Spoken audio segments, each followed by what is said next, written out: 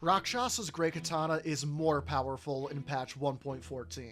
We can focus on the R2 attack of this weapon and build around it to make a thrust damage monster that will trounce all opposition on any New Game Plus cycle. The most difficult part of getting this weapon is finding the Eastern Nameless Mausoleum. Once you step inside, defeat Rakshasa, and he'll drop his weapon and armor set for you to equip. The moveset is mostly similar to the Great Katana I covered a few weeks ago. Both share a thrusting running light attack that deals pierce damage we can build off of. The most notable difference in their movesets is the standard heavy attack. For the Great Katana, we have a heavy slashing move that cleaves a wide arc in front of us. The heavy attack on Rakshasa's Great Katana is a thrusting move instead. Dealing pierce damage instead of slash damage is huge, considering thrust damage has a unique advantage of dealing counterattack damage. Weed Cutter is a great Ash of War that I did not use once throughout the whole playthrough. It's a great move for dealing with NPCs in a PvE scenario, and was powerful enough in PvP to be the target of a nerf in patch 1.14.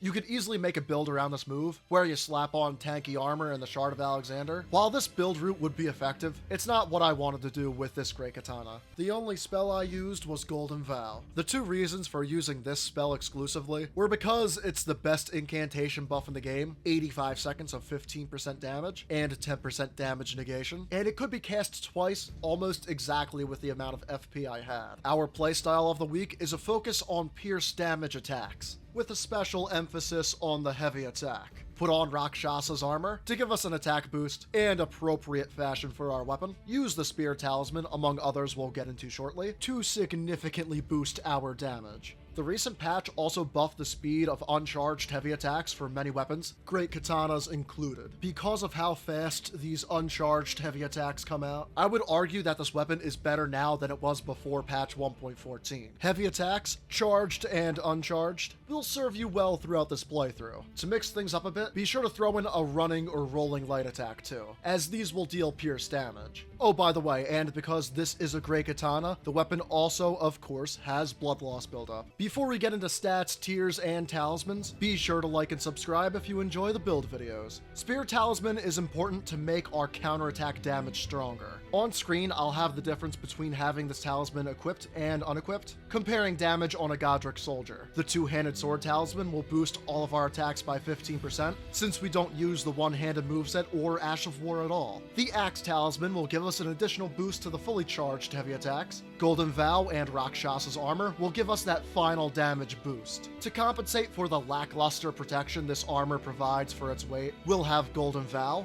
the Dragon Crest Great Shield, and the Opaline Bubble tier for extra damage negation. For the other tier slot, we can use the Green Burst Crystal tier to regen our stamina faster, or the Spiked Cracked tier for more power with our fully charged R2s. Our stats at RL 170 and Max New Game Plus were 60 Vigor, 15 Mind, 30 Endurance, 23 Strength, 80 Dexterity, and 25 Faith to use Golden Vow. Rakshasa's Great Katana is one of the best options for players to take advantage of the great benefits piercing weapons possess. If you love this weapon and want a similar but infusible version, be sure to check out my recent build video on the standard Great Katana. If you love one of them, you'll love the other.